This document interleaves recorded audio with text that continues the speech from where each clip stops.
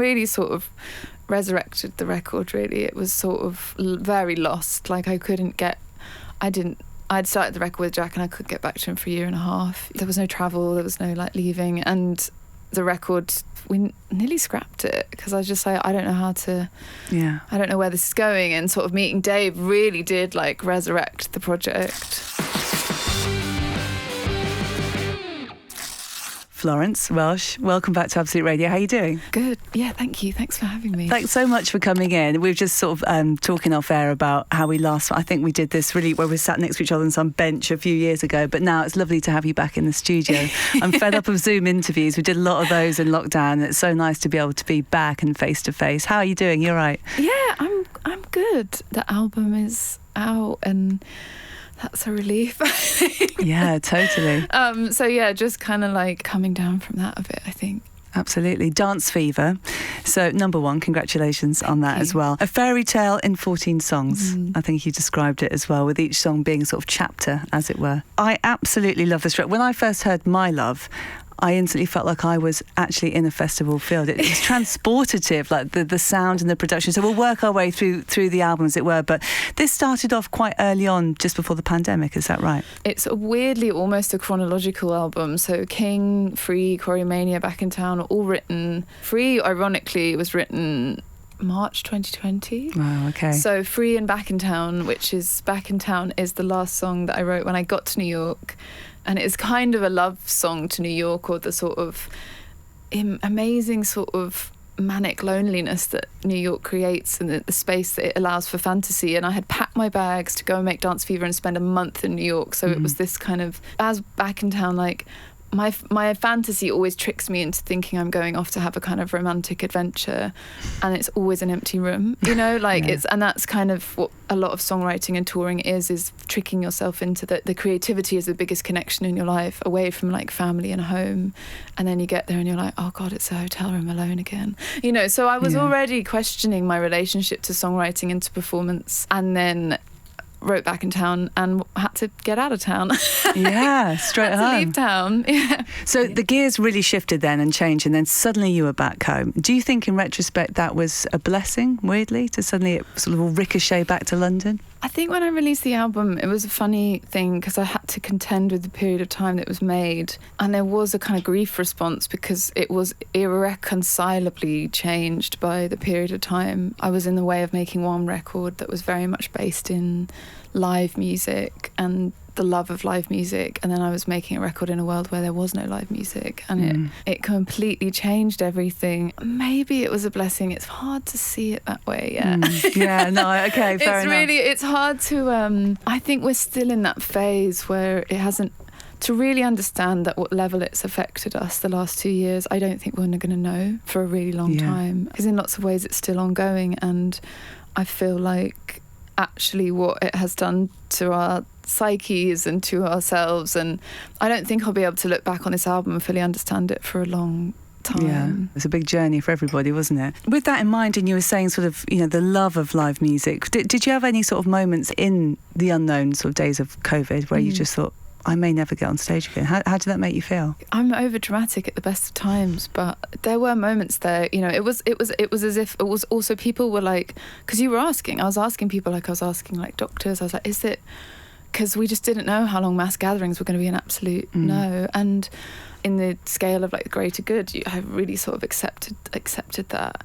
But as it started to drag on, it was more of a question of like, maybe this will never come back, or if it comes back, it's going to be back in like 8 years or 10 years. Like there was a kind of futurelessness to it, of something that I had devoted my entire life to getting people.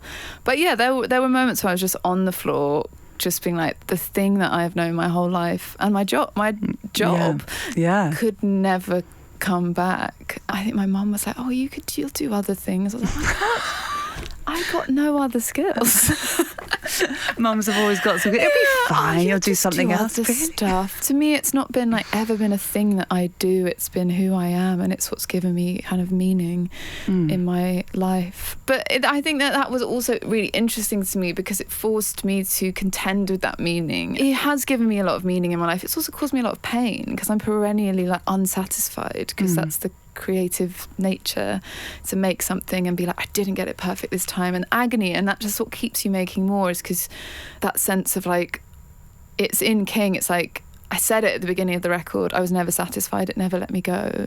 As I released the record, I had exactly the same feeling of just agony of like, I didn't quite get it right, I'll do better next time. I was like, how? I know this about myself, and it doesn't fix it. And it's the grief of letting something go, and they really do rip records off you, like they're never finished. And especially with the one in the time that it was made, it was like contending with the period of time and the record. It was really hard to let it go. The cycle of it was strange though, because I think for like about a year in, when it was also like the variants just kept coming, it really did seem very bleak in terms of like music and that coming back. And I was like, I don't know if I can even live in a world without live music. Like it seemed such a... And actually then, because it went on for so long... About 2 years in, I was like, well, maybe. We're doing okay I was like, maybe it's okay. You know, it was just as I'd accepted that maybe I wouldn't go back to touring, and maybe I would just kind of stay at home and maybe do the family thing, or maybe like settle. Things came back. So it feels like the whole record is this cycle of be careful what you wish for, you know. Right. Yeah. So yeah, I went through a lot of, it was like all the grief. I was like denial, anger, and then I did come to some kind of acceptance that maybe performance was gone, and then they were like, right, it's back, we're putting the album out, you're going back on tour. It's like, oh my God. We're back. Yeah. You mentioned that briefly, but in a few of the printed interviews I've read about this album, you have discussed family life and your relationship with being a songwriter and a performer, and that kind of push and pull of womanhood as well. Have you left this project with any answers on that, or any kind of... Oh my God, no. No. I wish that's again, it's the self-knowledge avails us nothing. Yeah.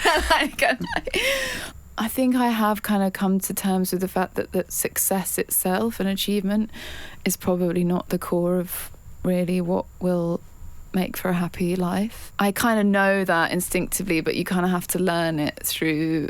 And I think that is kind of the lesson, like whether that means that's like because I want to have a family or whatever, I'm not sure. But I think what people have also said to me is that won't fix it either.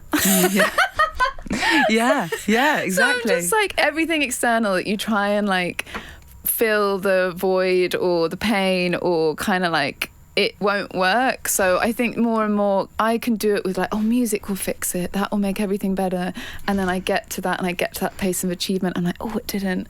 So I think it's so easy to then be like, well, it's because I don't have a family, and if I have children and I settle down, then I will be content and happy. And to be honest, for people I've spoken to, they're like, no, it won't. Like if it's within you, if that kind of restlessness or sort of spiritual restlessness is within you, nothing that you can try and grab onto is going to make it better. So I think that is the realization that like whatever I choose to do, like the work is going to be mine, like internally, to come to a place of contentment. Yeah, totally.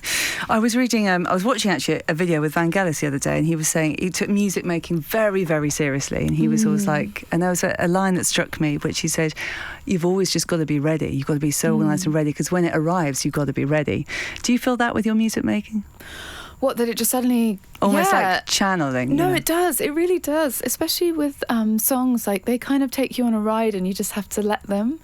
There is a sort of powerlessness to it. And especially with songs like King, that one kind of just arrived end to end, fully formed. And especially with this record, the songs really had a lot of their own ideas of what they wanted to be. And I wanted to make a record that was a lot more of a smooth ride, and the songs just refused to.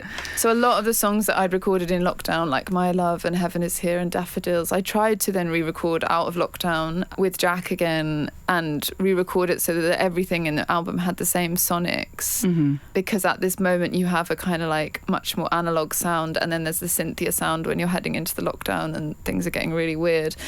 But when we tried to do that, it was as if that moment in time and those songs that had been created at that moment, they just demanded to be what they were. Yeah. And when we tried to smooth them out, and I guess that was emblematic of that period of being like, there's no smoothing this out. Like, this is the rocky road. It's chaos. Yeah. So when we tried to... because I'm very committed to the album itself as a story, and I was sonically being really worried that it would be jarring. but I had to kind of give in to the songs, and they sort of refused to be tamed in a way. Mm-hmm. I loved some of the... I wrote down here notes, it probably makes no sense, but like industrial frills, it felt like, in places. I love some of the synth patterns and just some of I think that's such a nice way to put it. Oh, good. And some of like the tracks fusing into each other and the footsteps. Well, it is interesting because so the way that I was trying to make sense of such a chaotic period of time, and I, at the end of it, realised that it was a kind of be careful what you wish for fairy tale. And so it's almost like the story of it sonically is you're kind of in this analog world, and then it goes into kind of Nick Cavean hellscape that shoots you out into a nightclub.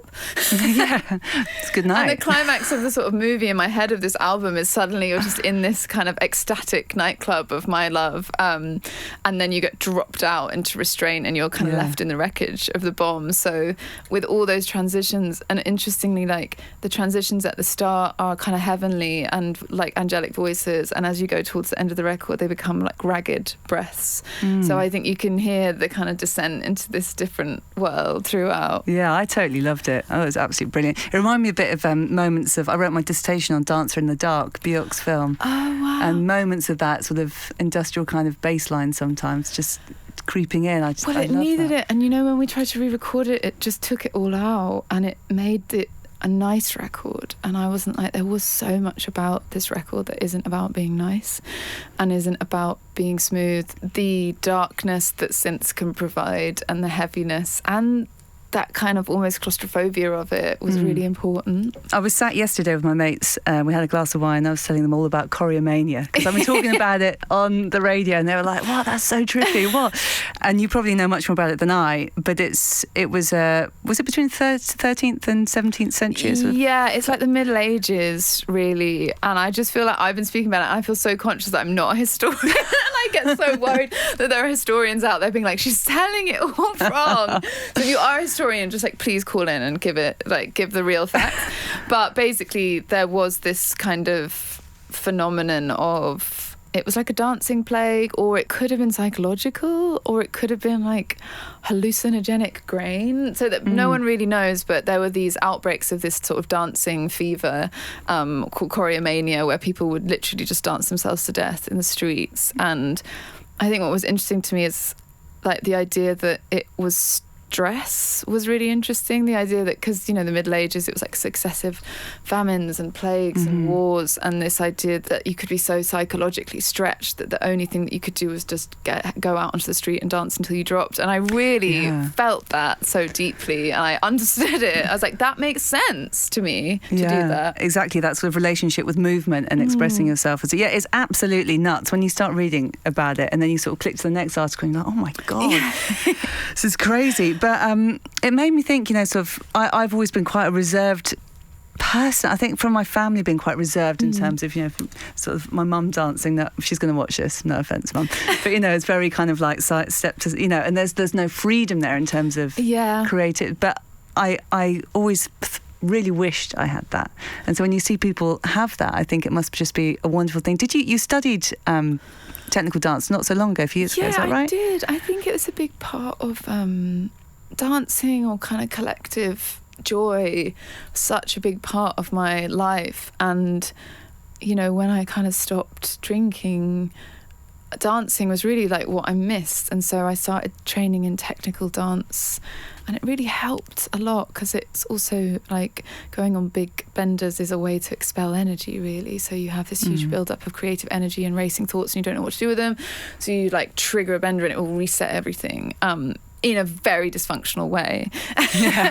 And this just felt like a more functional way of expelling a lot of creative energy. And so it's like 8 years or something, and it really helped me find a new way of expressing myself and of using the body.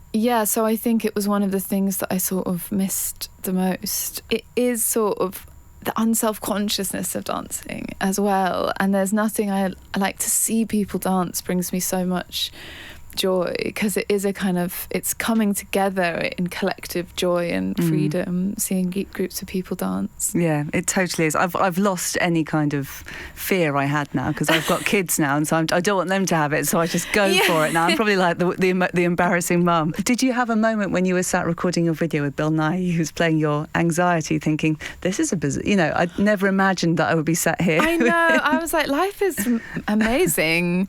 And the best thing about it was that when we were performing together, he was being my anxiety 24 hours. So he was on the phone being like, well, let's go through her childhood, I think, and let's think about something from there. He would say to me, do you want to go through that thing that you said that you think might have come off weird, that person 5 months ago? Should we run that? A couple of times I was like, yeah, run that. So he was really kind of very committed fully to the role of my anxiety, but just so nice to spend time with, and just such an incredibly elegant performer. It was amazing to watch him in action. What an incredible thing to witness. Yeah, I loved it. And with all the visuals and the aesthetic of the record as well, I noticed when you performed at the Billboard Music Awards, you had the moon on stage as well. Is this kind of quite symbolic in terms of the moon, the record? It was interesting because it was like everything in the world, that sort of everything that I'd known had gone, and I was at home, and it was sort of a futureless, but the moon, it was like that was still there, and the seasons changing was still there, and so there was a sort of consistency in a communication with nature became really important in terms of, as bad as things got, the moon was always beautiful. And I kind of have always had that with the sky itself, of no matter where I was at in my life or as bad as things got, the sky was always beautiful to me, and this sense of that there was something bigger than my feelings and bigger than what I was going through. And I think a lot of my work is trying to get outside of myself and outside of my thoughts, so looking to something bigger and than yourself is sort of, so there's a lot about the moon on this record, because I felt like it was kind of that's sort of what I was talking to all the time, being sort of losing it in my garden and just sitting crying at the moon. So, looking up. What is it, the Mighty Boosh, the one where the moon talks? Oh yeah. Yeah, cameo Christmas special. Gotta be. And we were pulling on the Billboard Awards for them the Red Shoes, which is also a sort of fairy tale about a woman who kind of can't stop dancing with these cursed shoes, and so it brought it back again to the choromania of the record. Full circle. Love it. And finally, how was it working with Dave Bailey? Because they've had a phenomenal couple of years, haven't they, Glass Animals? Yeah, it was funny because he was Glass Animals were having their kind of biggest hit, and he was stuck in his kitchen. So when we met, we were only hanging out with each other, really. It was in the studio or at home in lockdown. Yeah. And that's kind of that's where we made My Love and all of those. And I think at that point we both needed catharsis so much that this sort of dance, it was funny, it was nice to take Dave Bailey over to the dark side, because firstly we made My Love, which is quite sort of euphoric, and then I just dragged him over to Daffodils, which is really dark, and then everything that he would do, I'd be scarier, darker, because he's naturally quite buoyant and everything, it's bright and breezy, isn't it? Euphoric and lovely, and I was make it scarier. Which was really fun to do, to go on that journey. Yeah. Oh, brilliant. And they were, wasn't it the most globally streamed track, I think, or something? They had a week where they were just kings. But just the nicest person, and really sort of resurrected the record, really. It was sort of very lost. I'd